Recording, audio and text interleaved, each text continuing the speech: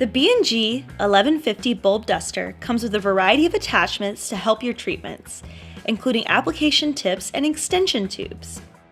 The included extension tubes can be used on the exterior of the duster to help treat hard-to-reach areas or difficult angles. You can also use an extension tube as a siphon tube inside the bulb when applying granules. While you can attach the application tips directly to the duster, using the extension tubes can help extend your reach. Insert the larger tube to the top of the bulb duster using the plastic connector piece. At this point, you can connect one of the application tips, or, for more reach, attach another tube using the plastic connector piece, and then attach one of the application tips. To use one of the extension tubes as a siphon tube to apply granules, start by unscrewing the cap of the B&G 1150 duster.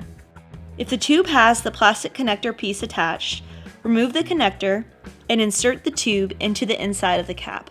Replace the cap and tighten it back on. You can now attach one of the application tips directly to the duster or attach the extra extension tube before attaching the tip. And it's that easy with the expert help from DoMyOwn.com. Subscribe to our channel for more DIY and product videos.